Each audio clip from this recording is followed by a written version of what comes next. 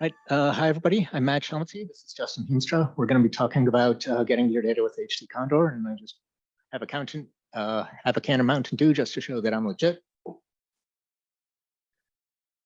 So this talk is specifically titled "Getting Your Data with HTCondor," not just to HTCondor. That is not just to your jobs, but why you should use HTCondor itself to get your data to manage getting your jobs data. Todd Tannenbaum gave a talk about this 4 years ago at Condor Week Europe. All the principles that he covered are the same. We've done a lot of work, new work since then, and we've got plans for the future. So I'm mostly going to go over the principles and then hand it over to Justin to talk about what's new and what's coming up. So if you just wanted to use your data in a job, you had a bunch of options. You could use a shared file system. Yeah, that doesn't work out in DHTC land, but if you're just on a campus cluster, it's awfully convenient. Looks a lot like a local disk. When everything works, it's great. If you have a big data set that you want to download from a third-party server, you could just do the download right there in your job, place some curl calls or wget calls. Again, you try it on your laptop, it'll work. Most of the sites, most of the time, will work just as well. But now I'm going to argue that you shouldn't do that, and you might have noticed in some of my phrasing why. Shared file system is nice and convenient when everything works, and curl and wget work most sites most of the time. Even if the failure rate is low, if you're operating on HTC scale and running 10,000 jobs, failures are going to happen. And what you want to do is spot them easily so you can fix them. And so the question is, how do you debug failures? If you're doing the file transfer all in your job, within your job itself, then every failure looks like a job failure. If you couldn't get the input data, well, your job exits probably early. You don't have your output data. Go dig through the log files to figure out why. The program crashed. Okay, fine. That's a bug in the program. Job terminates probably early. Go dig through the log files to figure out why. Couldn't write the output. Job probably took as long as expected, but you don't have your output. Go dig through the log files to figure out why. Now, the key thing to note is that a job really ought to be in stages. First, you get your input data, then you run your compute, and then you transfer your output data, and really control should flow from one stage to the next. If the transfer input fails, don't go on to the compute. Once you realize that, you can realize that Condor can manage the stages, and you manage input via transfer input files. Of course, you have to specify the executable, and you manage transfer via transfer output files. And if you do that, if you rely on Condor to manage your transfer, this is what a failure will look like. It won't just look like a job terminates early.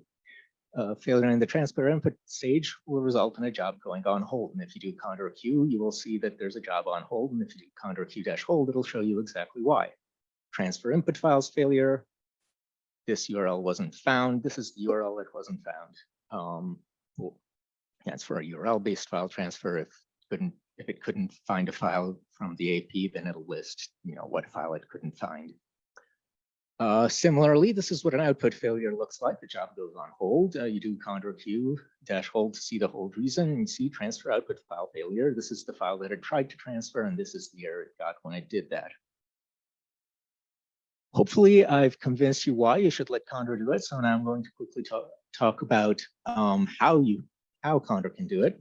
And really the dividing line is whether it's the AP doing the hard work or whether the file transfer is being done from some sort of service outside the AP. And then I'll also mention OSDF separately because it's very special. Each of these methods has its pros and cons, and the nice thing is that you don't have to pick one for all your jobs, or you don't even have to pick one for every part of your job. You can mix and match. So you've got HTCondor's built-in file transfer. You specify your transfer output files and transfer input files that are just paths on the local disk of the access point. And the wonderful thing about it is that it already works. There's nothing for the admin to set up. If Condor is working, Condor file transfer is working. The downside is that because it's the AP doing all the hard work, this is the same thing that's responding to your Condor queues and your Condor submits, and if it's spending all its time doing file transfer, it's going to be a lot slower. Also, there's no caching. Because there's no caching, though, it's good for files that frequently change, especially like your job scripts or your programs. You're often in the debug, debug, edit, debug, edit cycle, where a lack of caching is actually an advantage.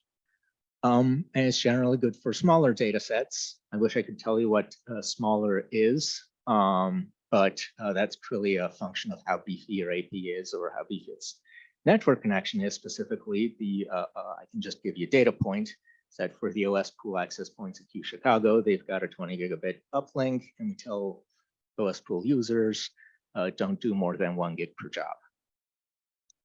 The other one is URL or plugin based file transfer method. It's really methods because it's kind of a catch-all term for anything that you do by specifying URLs in the transfer of files. And the point is that this does not use the AP directly. It uses some sort of service that's out there, like a web server or a cloud server. And this is how you replace your curl or wget calls in your job. The advantage, there might be caching. A lot of sites set up on HTTP proxy. So if you're transferring files via HTTP, transferring the same file over and over again to multiple jobs, those might be cache reduced and loaded on the web server.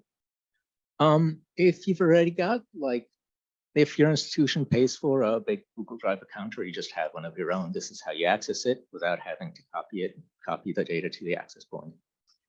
The cons is that this requires some setup on the AP, especially if you want to use authenticated data or you want to write data back.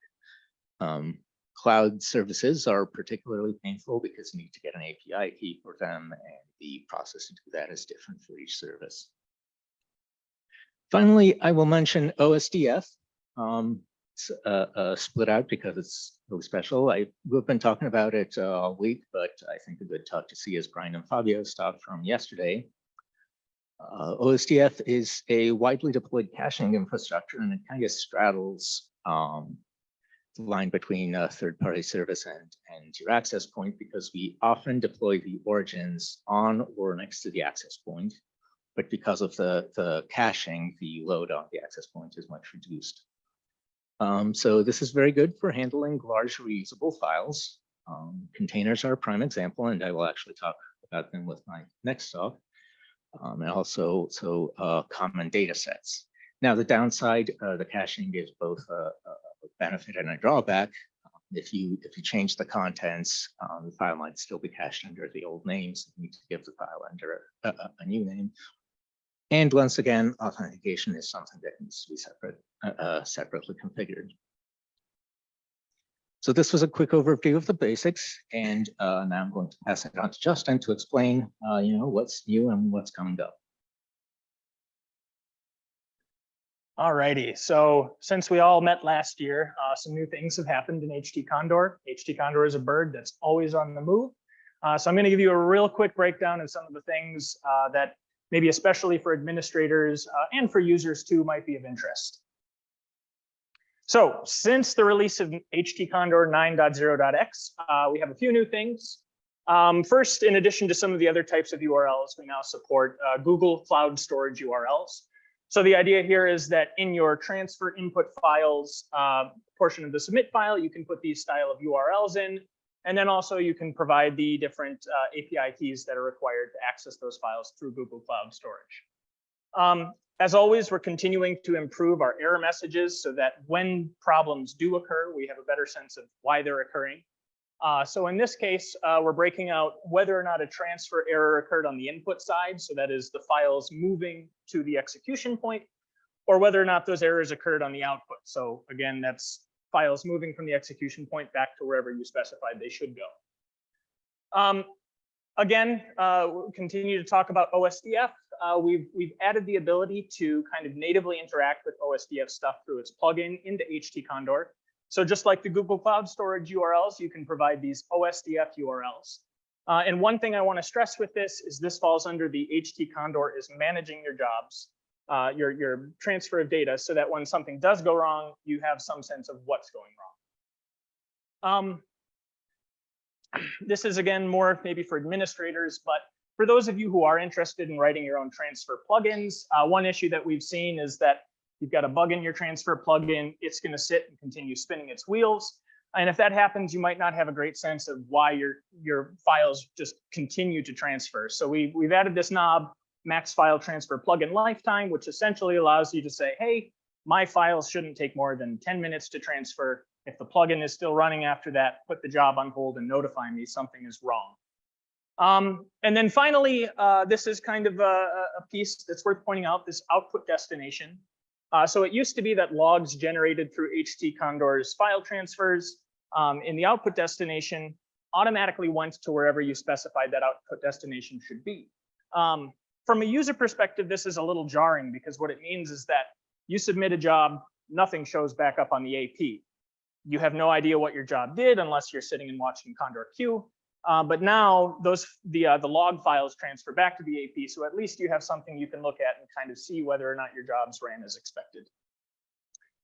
So those are just a few of the things that we've added. You can find documentation for them online. I want to talk a little bit about some of the things that are upcoming. And so the first is integration with the Lotman library. I'm not going to talk too much about what the Lotman library is, but I want to talk a little bit about what we're hoping it will accomplish once it's plugged into HTCondor. So this is maybe more interesting for the administrators. And the idea is that jobs that are submitted using the -remote flag or the -spool flag, they spool their inputs to what's called in Condor, the spool directory. And currently, when you submit a job, let's say in your submit file, you request 1 petabyte of disk on your slot. You're probably not going to get that unless you're trying to send your jobs out to some pool with a lot of resources. But Condor at this point will start transferring your 1 petabyte file into spool. And that'll cause things to break down in ways that we don't always anticipate. So we're hoping that with Lotman, we can kind of prevent some of those types of things from happening, such by saying, you know, if a file that's about to be transferred to spool is unreasonable, put the job on hold immediately and warn people, hey, something's up. In addition to that, we're hoping Lotman will provide additional metrics to administrators so that if your spool is constantly filling up, maybe you can tell who's using large chunks of it, how they're using it, and then some other interesting facts that you might be able to glean from what Lotman provides. So coming up, stay tuned. Continuing to elaborate on the theme of the OSDF plugin, we heard yesterday that really we think about OSDF as this object transfer thing. And the reason that we're kind of gravitating toward that language is the idea of objects as being immutable. Well, this can actually cause some problems. I'm going to convince you in a second that it's actually a feature, but I'm going to also talk a little bit about how we might work around that in cases where we need to. So just as kind of the background for this problem, on the top we have the AP and the EP that lives off in HTCondor land. On the bottom, we have an origin and a cache that lives at the layer of the OSDF. So in this case, a user has specified some input file, and that's we're going to call foo. They submit a job. The job matches with an EP, and the EP then starts to go out and it says to the cache, hey, give me the object called foo. The cache is going to realize I've never seen the object foo, so I need to reach out to the origin that I know provides that object, and I'll tell it, give me the object foo. So at this point, the object foo starts streaming back to the cache. The cache starts streaming it back to the EP. The EP now has the object foo, and we're good. Our job can continue on its merry way. But we're all people, we're fallible users. And so we realize that maybe we made a mistake in foo. We make a change to foo, and we don't change its name. Now, the easiest way to get around this might just be to say, hey, change the name of your objects if you change their contents. But in the case of things like Conda environments or containers, that's maybe too much to ask of our users. So we have this new object foo, new contents, but with the same name. Now, the second time we go to submit this job, the EP will ask the cache, hey, give me the object called foo. The cache has no way of knowing that the object has changed upstream, so it provides the object that it has already cached back to the EP, and the EP starts running the job with the wrong object. So you might ask, well, okay, why not just kind of modify the cache? Why not have some object or some notion of object versioning? Well, these caches are built on top of xrootd, and I know there are several xrootd experts out there, so you can correct me later if I'm wrong about this, but I don't believe there's a built-in mechanism to do this off the bat. And second, this is where I'm going to convince you that this is a feature. The OSDF was originally built to serve data sets for big science. And in the context of big science, a lot of times we're not considering these data sets as being mutable. The weather data that you gathered from last week is the weather data you gathered from last week, and it's not going to change. Finally, you might ask, okay, why not implement some kind of thing where we checksum the contents of the files? And the problem there is that when we're serving things that are a terabyte large, and we're launching 1,000 jobs that each need access to that 1 terabyte file, that's a prohibitively expensive checksum to calculate. So we can't just checksum the contents of the file. So the upcoming solution we have to this, I'll talk a little bit about shadow job hooks, but we've introduced these other types of job hooks as well. So in this case, the user submits the job specifying foo as the object that they need for their job to run. At the AP, this job is intercepted by this shadow hook, which is basically an entry point where we can say, hey, our job needs a little extra help. We're going to run some additional functionality there. So the shadow hook does a few things. First, it creates a hash of the object foo, not using the file contents, but using the C time, M time, the file size, and the day. And this tells us basically that if the object has changed since we last used it, we're guaranteed pretty much to get the new object where we need it. Second, we kind of re-upload that object back to the origin, and I'm not going to get into too much to the details of how that happens, but suffice it to say, the object is re-uploaded to the origin with this new name. From here, things kind of look familiar, except we have one last step. We need to modify the job's class add, because once it's going off to the EP, it'll still have that old class add attribute specifying the old name for the file that we need. So the last thing the job hook does is it modifies what file we're requesting from the EP. At this point, the story is familiar. The EP now says, hey, give me this object called foo.hash. The cache says, okay, I've never seen foo.hash, but I know where to find it. So it goes off to the origin, grabs that, caches it, and provides it back to the EP. So that's kind of what we're doing right now to solve this object immutability problem, which you may or may not consider a problem, but that's also up and coming. So file transfer is kind of one of these things that continues to evolve. Maybe you have new types of files, maybe you have new repositories for your files. And if you're unconvinced that HTCondor can transfer your files through your existing workflow, we want to hear about it, because this comes back to the translational aspect of HTCondor, and it's our user stories that continue to drive the improvements that we are hopefully making. So we'll open it up to questions now.